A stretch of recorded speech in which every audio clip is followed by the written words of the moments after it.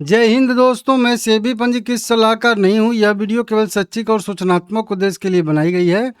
Horizon industry park के IPO के बारे में बात करेंगे। 2600 करोड़ रुपए कंपनी जुटाने वाली है और ये टोटल का टोटल फ्रेश इशू रहने वाला है। मतलब टोटल का टोटल पैसा जो जाएगा वो होराइजन इंडस्ट्रियल पार्क के पास जाने वाला। अब ये आईपीओ जो है ना, ये आसान वाला आईपीओ नहीं है कि आपको जल्दी से समझ में आ जाएगा। ये आईपीओ कंफ्यूजन वाला है। बहुत सारे लोगों को समझ में नहीं आएगा कि इसमें अप्लाई करना चाहिए या अप्लाई नहीं करना चाहिए। समझ रहे हो? और इसका बिजनेस मॉडल भी थोड़ा सा उल्टा सीधा है, तो उसको समझा दूंगा आपको। डिटेल वीडियो बनाने वाला हूँ, थोड़ा सा आसान भाषा में समझा दूंगा, लेकिन आप पूरा वीडियो जरूर देखिएगा, ठीक है ना। अभी इसका हम लोग अगर टोटल देखेंगे क्या सिचुएशन है, तो 57 रुपये से 60 रुपये प्राइस बैंड तय कर दिया है। 17 अगस्त मतलब कल खुलेगा, 19 अगस्त को ये बंद हो जाएगा। 17,300 करोड़ के मार्केट कैप वाली ये कंपनी हो जाएगी। 2600 करोड़ रुपये जुटाने वाली है और टोटल फ्रेश इशू रहेगा, मतलब ऑफर फॉर सेल कुछ भी नहीं रहेगा।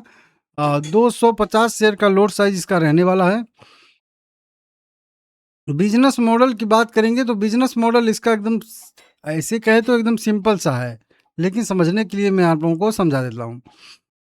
कोर बिजनेस अगर हम लोग देखेंगे तो इसका सीधा सीधा है कि ज़मीन का अधिग्रहण करती है, निर्माण करती है प्रमुख शहरों में, बड़े-बड़े शहरों में, मुंबई में, एनसीआर में, बेंगलुरु में, पुणे में, चेन्नई में, इस तरीके से के पास रणनीतिक जगहों पर ज़मीन खरीदती है और वहाँ अत्याधुनिक ग्रेड ए वेयर हाउस और इंडस्ट्रियल शेड तैयार करती है, मतलब इंडस्ट्रियल पार्क तैयार करती है।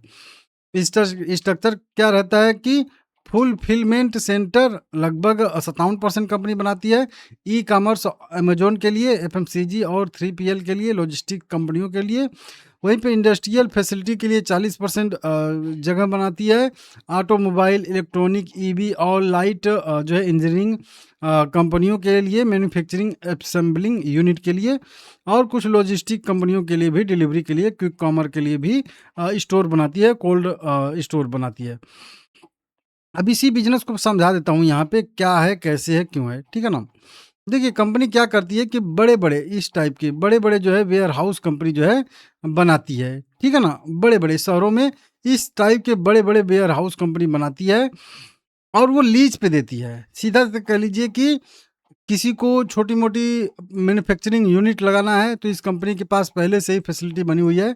जगह इससे किराए पे लीजिए और जाके अपनी मैन्युफैक्चरिंग यूनिट लगाइए और जो भी आपको असेंबलिंग करना है, वो करिए। अगर आप क्विक कॉमर्स कंपनी है, तो ये कंपनी आपको जो है वेयर हाउस के लिए जो है आपको जगह दे देगी, उस पे अपने सामान स्टोर करिए और वहाँ से जहाँ पे भी आपको लॉजिस्टिक करना है, लीजिए। मतलब ये कंपनी किराए पे जो है जगह देती है, वेयर हाउस देती है, ये सारी चीज़ें जो है किराए पे देती है। अपना तो खुद का बना लेती है, फिर उसके बाद जो है किराए पे देती है। फिर आप उसको जो है वहीं कई सारे रसद आपूर्ति के लिए भी जगह, पैकेजिंग के लिए, ऑटोमोटिव कंपनियों के लिए जगह दे देती है, क्विक कॉमर्स कंपनियों के लिए भी जगह देती है, नवीकरणीय ऊर्जा के लिए, इस तरीके से इंजीनियरिंग, एरोस्पेस के लिए जगह प्रोवाइड कराती है कुल मिला के। बड़ा-बड़ा जैसा आपको जगह चाहिए वैसा जगह देती है बना के।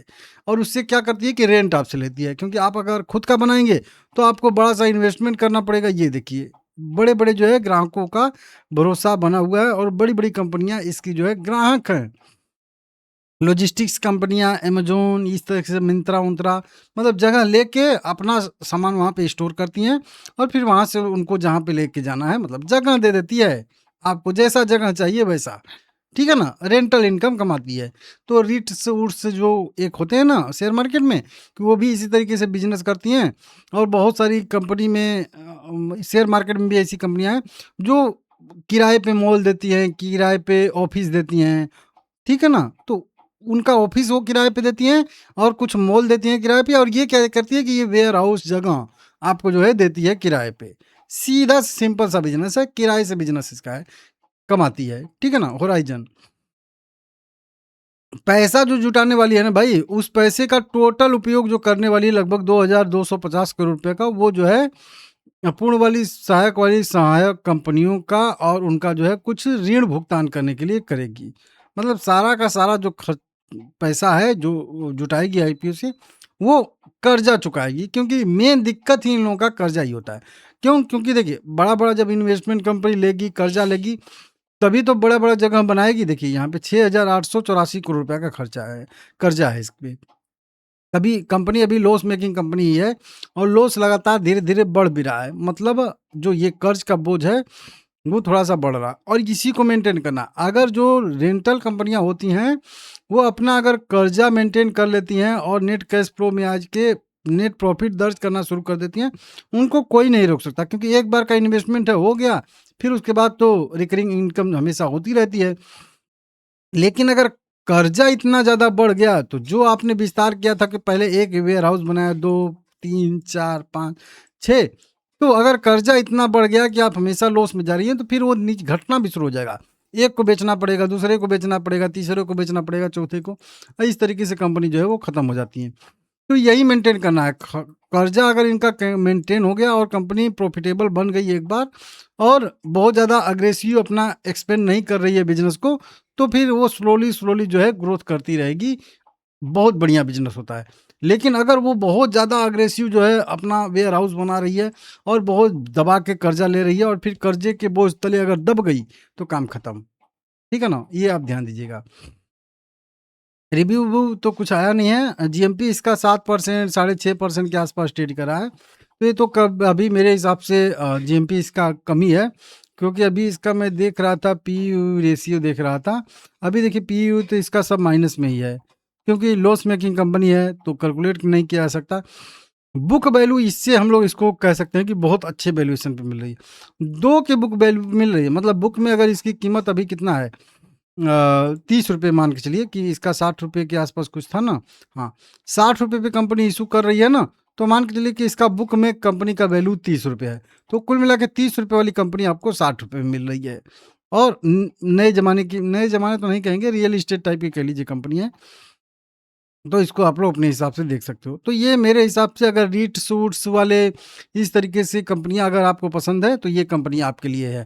क्योंकि रीट्स में क्या होता है कि उनमें एक बॉन्ड होता है कि 90% आपका इन्वेस्टमेंट रहना चाहिए, इतना परसेंट जो है आपको जो मिलेगा रेवेन्यू या इंटरेस्ट जो भी मिलेगा, ब्याज मिलेगा, वो जो है आपको बाँटना ही बाँटना है, वो सब बॉन्ड रहता है उसपे। इस पे कुछ नहीं, ये स्वतंत्र है, खुद जितना चाहे बाँटे डिविडेंड के तौर पे या कुछ भी, कैसे भी करके, ठीक है ना? तो ये जब एक बार इनका बिज़नेस सेटल हो जाता है ना, तो ये दबा के डिविडेंड देती हैं कंपनियाँ, ठीक है ना? वहीं कह लीजिए कि वहीं जो इनका बिज़नेस मॉडल ही ऐसा है, ठीक है ना? तो इस तरीके से देख लीजिएगा। ठीक-ठाक कंपनी दिख रही है, लेकिन वहीं जिसको जमता है वो करेगा, नहीं तो नहीं, ठीक है ना? लॉन्ग टर्म का अगर आपका व्यू है तभी इसको छुइएगा और लॉन्ग टर्म में भी कम से कम 3 साल नहीं, कम से कम 5 साल का आपका व्यू हो तो फिर इसको जो है हाथ लगाइएगा। क्योंकि 3 साल तो लग जाता है सुधरने में ही इन सब कंपनियों को, ठीक है ना?